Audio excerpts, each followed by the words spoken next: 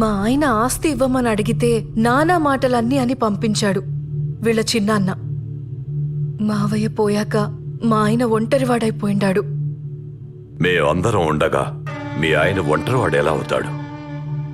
నువ్వేమీ భయపడకు. జగన్ కండగా మేమున్నాం. ఏది ఏమైనా సరే జగనే సీఎం. ఇది మార్చడానికి ఏ తల అడ్డొచ్చినా తెంచి అవతల పారేస్తాం. నీ ఆస్తి ఆడికి పోదన్నా. ఆ ముసలోడి బేనామిలకు చావు భయం చూపెడితే చాలు, పరుగెత్తుకుంటూ నీ పక్కకొచ్చి చేరతారు. వద్దన్నా వాళ్లంతట వాళ్లే వచ్చి నీ ఆస్తి నీకిచ్చిపోతారు. వివేక పవర్లో ఉండగా నువ్వు చెప్పిన ఏ ప్లాను వర్కౌట్ కాదు. కొట్టినా కోసినా వివేకాన్ని కాదనే దమ్ము ఆ బినామీలకు రాదు. ముందు మీరు పొలిటికల్ గా బలపడితేనే ఏమైనా చేయగలరు. ఆయన మనం పెట్టే కొత్త పార్టీలోకి రమ్మంటే రానన్నాడు. అసలు మనం పార్టీ పెట్టడమే ఆయనకి ఇష్టం లేదు. పైగా మనం పార్టీ పెడుతుండా వస్తే వస్తాడు, లేకపోతే ఆయనకు నేనే అపోనెంట్ గా నిలబడతాను. అప్పుడు ఆయన ఏం చేస్తాడో నేను చూస్తాను.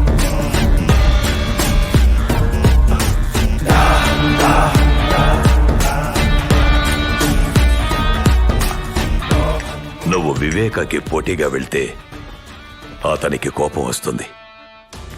వివేక కోపం వాలికొన్న వరం లాంటిది. ఎదురుగా ఎవడున్నా సరే సగం బలం ఇట్టే లాగేసుకుంటాడు. జగనన్న ముందు వివేక ఎంత నాయనా? అయినా ఈ కడప రాజకీయం మనకేమైనా కొత్త? రాష్ట్ర రాజకీయానికి కడప రాజకీయానికి జింక పిల్లకి పెద్ద పులికి ఉన్నంత తేడా ఉంటాది. ఇది తెలియకే ఎంతో మంది నాయకులు చాలా తొందరగా చచ్చిపోయి ఉండారు. మన పెద్ద పులి రాజశేఖర్ రెడ్డి అంతటోడే. కడపలో నెగ్గాలంటే వివేక అవసరమై ఉండాడు. అది స్వయంగా ఆయనే ఒప్పుకున్నాడు. ఇప్పుడేం చేద్దామంటావు? ఏమి చేసినా విజయమే చేయాలా? మా ఆయన వల్లే కాలేదంటే ఆవిడెళ్ళి ఏం చేస్తుంది మామా? వివేకకి విజయం అంటే చాలా గౌరవం. ఆవిడ ఎలక్షన్లో నిలబడతాదంటే వివేక పోటీలో కూడా ఉండడు. దాహం దాహం అధికార దాహం. నియంతలా మారాలని ఒకడి రాజకీయ స్వార్థానికి సాయంగా దాన్ని మరింత బలంగా మార్చే దిశగా కొన్ని శక్తులు పనిచేయసాగాయి.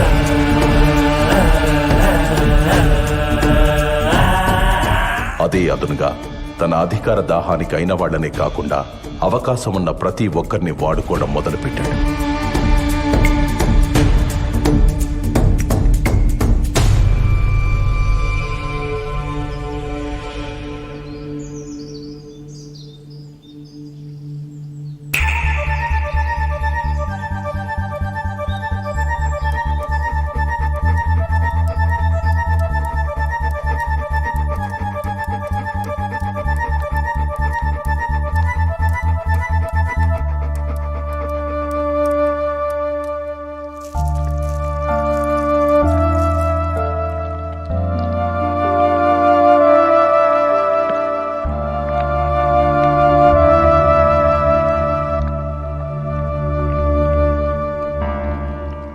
ఏంటి వదినమ్మా ఇలా సడన్ గా వచ్చారు? ఏదైనా మాట్లాడాలా? వివేక, ఆయన చనిపోయాక నువ్వు చాలా మారిపోయి ఉండావప్పా. ఆస్తి గురించి వస్తే కొడుక్కి షర్మిలకి నాకు సపరేట్గా ఇస్తానని చెప్పుండావు. జగన్ మనసు ఎంత బాధపడుండాదో తెలుసా? మాలో మాకే నువ్వు గొడవ పెట్టబోతుండావు. ఈరోజు నేను మీకో దుర్మార్గుడిలా కనిపిస్తుండానేమో, కానీ నా మాట మాత్రం మీరు మర్చిపోగాకండి. ఏదో ఒకరోజు మిమ్మల్ని ఇద్దరినీ ఆ జగన్ భారతి రోడ్డు మీద నిలబెడతారు.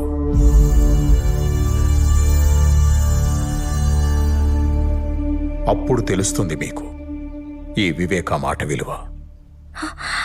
అలాంటి పరిస్థితి మాకెందుకు వస్తుంది చిన్నాయనా? లేనిపోని భయాలు ఎందుకు పెడుతున్నారు మాకు? పార్టీలోకి రా చిన్నాయనా. నువ్వు గాని పార్టీలోకి రాకుంటే మేమే నీకు ఎదురు నిలబడాల్సి వస్తుంది. అంటే నాకు పోటీగా నిలబడతారా మీరు? ఇది చెప్పిరమ్మని పంపినాడా జగన్ మిమ్మల్ని? నన్ను మీ అన్నలాగే చూసుకుంటానని చెప్పుండావు. అందులో ఏమాత్రం నిజం ఉన్నా నా కొడుకుని గెలిపిస్తానని నాకు మాట ఇవ్వు వివేక. అయ్యా, మేడం ఫోన్ చేశారు.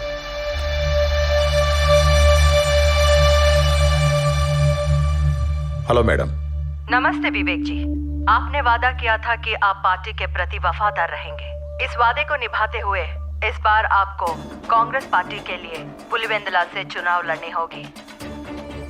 अगर आप हमारे साथ खड़े रहोगे तो हमें बेहद खुशी होगी. विवेका जी, आप सुन रहे हो? विवेका जी, आप जैसा कहेंगे वैसा ही होगा मैडम. शुक्रिया. I promise you. I am going to contest him. Pulivendula constituency. Okay madam, thank you.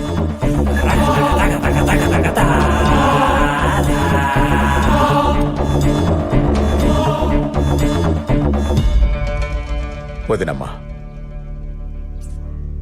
కాంగ్రెస్కి ఇచ్చిన మాట వెనక్కి తీసుకోలేను. అలాగని చనిపోయిన మా అన్న కుటుంబానికి అన్యాయం చేయలేను. నా ఇంటి గడప తొక్కి కన్నీటితో అడిగిన మీ మాటను కాదనలేను.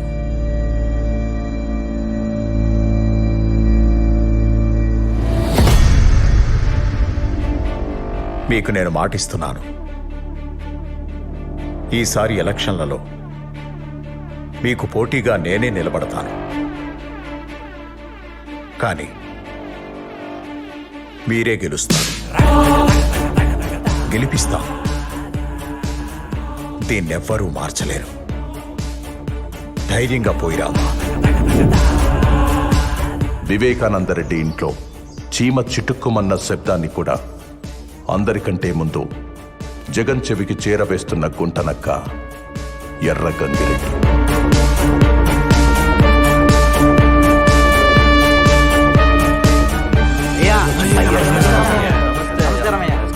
అయ్యా, మీరట కాలు మీద కాలేసుకొని కూర్చోండి.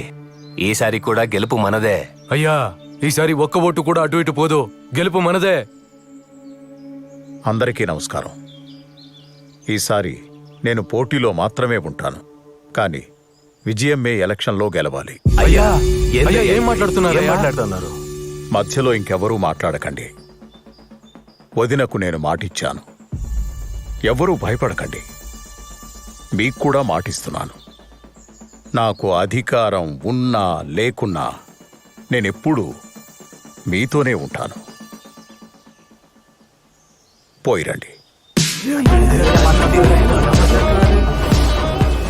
పులివెందుల బై ఎలక్షన్ లో కాంగ్రెస్ అభ్యర్థి వైఎస్ వివేకానందరెడ్డిపై వైఎస్ఆర్పీ అభ్యర్థి విజయమ్మ భారీ మెజార్టీతో గెలుపొందారు. ఈ విజయంతో ఆంధ్రప్రదేశ్ లో మరొక ప్రాంతీయ పార్టీ సంచలనం సృష్టించింది.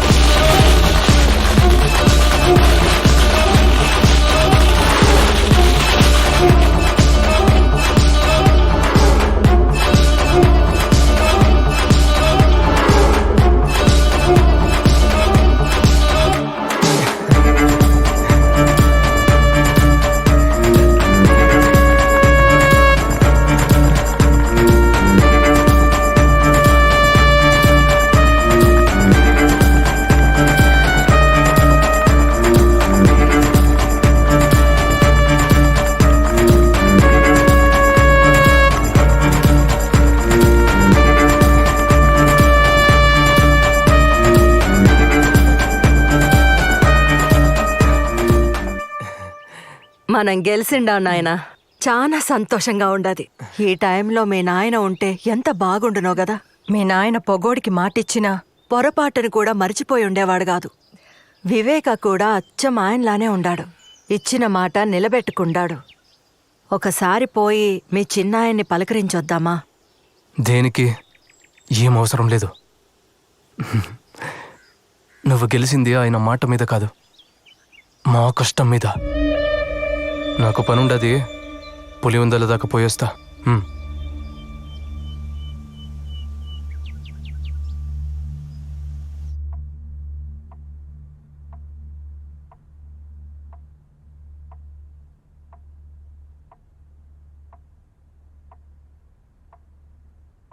అన్నా, మనం ఇప్పుడు పవర్లో ఉండాం కదన్నా. ఆ వివేక ఒంట్రోడయిండు. ఇప్పుడు వాళ్ళ బేనామిల్ని పిలిపించి ఆస్తి గురించి అడుగుదామా? వివేకాన్ని తక్కువ అంచనా వేస్తుండారు. మిమ్మల్ని గెలిపించాడు అంటే వాడు ఓడిపోయినట్టు కాదు. నాకు తెలిసినట్టు ఎమ్మెల్సీ ఎన్నికల్లో పోటీ చేస్తుండాడు. ఎమ్మెల్సీ ఎన్నికలు ఉంటాయని కూడా తెలియకుండానే రాజకీయాలకు వచ్చేసుండారా మీరిద్దరు? ఉప ఎన్నికల్లో ఓడిపోయి డిపాజిట్ ను కాపాడుకున్న వైఎస్ వివేకానందరెడ్డిని వ్యవసాయ శాఖ మంత్రిని చేసిన ప్రభుత్వం గతంలో ఎమ్మెల్సీగా పనిచేసి పదవీ కాలం ముగియడంతో రాజీనామా చేసిన వైఎస్ వివేకానందరెడ్డిని ప్రభుత్వం మళ్లీ ఎమ్మెల్సీని చేసి వ్యవసాయ శాఖ మంత్రిని చేసింది.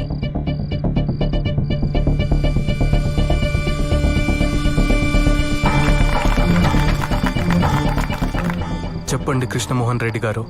అన్న, వివేకం ఉంటే మన పార్టీలోనైనా ఉండాలి, లేదా పవర్లో లేకుండాయినా ఉండాలి. మన పార్టీ గెలవనప్పుడు వాడు పవర్లో ఉంటే మనకు చాలా ఇబ్బంది అవుతుంది. ఆ ప్రశాంత్ కిషోర్కి ఫండ్స్ కూడా ఏర్పాటు చేయాలా. ముందు మనం చేయాల్సిన పనులు ఈ రెండు. దీని గురించి మీరు చాలా సీరియస్గా ఆలోచించాలి.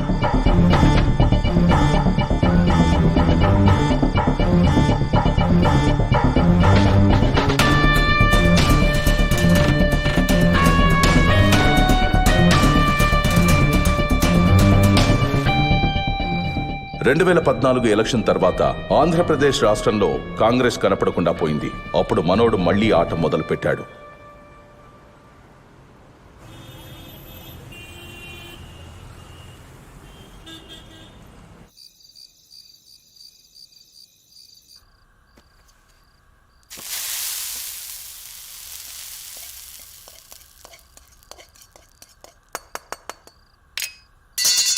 అయ్యో, పెద్దమ్మా, ఇంట్లో ఇంతమంది పనివాళ్ళుండగా నువ్వెందుకు వంట చేస్తుండావు? ఇవిక్కడే వదిలే, నేను చేసి పెడతా, నువ్వు వెళ్ళు. దీంట్లో ఏముండదులే బిడ్డ. నాకు కూడా అప్పుడప్పుడు వంట చేయాలనిపిస్తూ ఉంటుంది. కానీ ఇంట్లో వంట చేయడానికి నాకు నో పర్మిషన్. వాళ్ళు చేసి పెట్టిందే తినాలి తప్ప నన్నెవ్వరు ఏం చేయనివ్వరు. ఇలా ఎప్పుడో ఒకసారే అవకాశం వస్తుంది. అలా వచ్చినప్పుడు మాత్రం అస్సలు వదులుకోకూడదు కదా. అవును, ఎట్టా ఉంటది మీ సోషల్ సర్వీస్? ఇప్పుడు కూడా అంతేనా? నాకు పేషెంట్ దొరక్కపోయినా పర్లేదు, కానీ ఎవరి ఆరోగ్యం పాడవకూడదని పరిగెడతానే ఉండావా? అంతే కదా, నా చేతిలో ఎంత చేయొచ్చో, నా వల్ల ఎంత అవుతుందో అంత చేస్తానంతే. నీకింకా చెయ్యాలనుంటే పవర్లో కూర్చుని చేయొచ్చు కదా. రాజకీయం ద్వారా అయితే రీచ్ ఎక్కువ ఉంటది. దానికి నాన్న ఉన్నారు కదా, నాకెందుకు అవన్నీ? మీ నాయనకి నువ్వన్నా చెప్పమ్మా. ఆయనతో జనాలకి ఎంత అవసరమో ఆయనకి రాజకీయం కూడా అంతే అవసరం. మేం చాలాసార్లు అడిగి చూసినాం, ఒక్కసారి కూడా మా మాట వినకపాయే. ఆ కాంగ్రెస్ పార్టీకే విధేయుణ్ణి అంటుంటాడు. ఇప్పుడు రాష్ట్రంలో కాంగ్రెస్ పార్టీ లేకుండా పోయింది. కనీసం ఇప్పటికైనా మాతో చేరమని చెప్పమ్మా.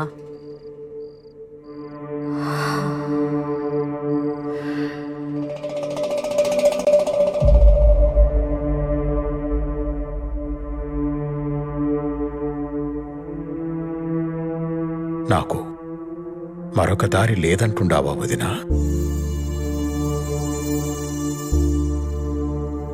మనమిలా తలో పక్కా విడిపోయి అవమానం పాలు కావద్దంటాండాను. ఆలోచించు వివేక. అందరం కలిసుంటేనే కదా కుటుంబానికి గౌరవం, బలం ఉంటుంది కదా. నువ్వొక్కడివే ఇలా ఏం చేస్తావు చిన్నాయనా? నువ్వు పార్టీలో ఉంటే నీ పక్కన బలం ఉంటాది. ఎప్పుడూ నాకు ఒంటరిగా పోరాడడం అలవాటై ఉండాది. నన్ను నమ్ముకున్న వాళ్ళకి కాస్త సాయంగా ఉంటే అదే చాలు.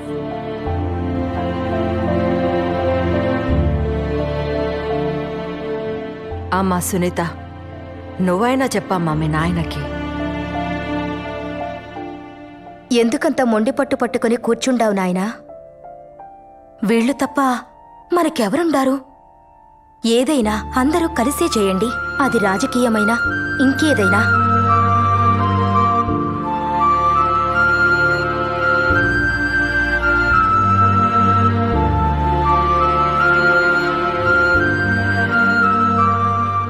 సరే, వినండి. మీరన్నట్టే కానియండి.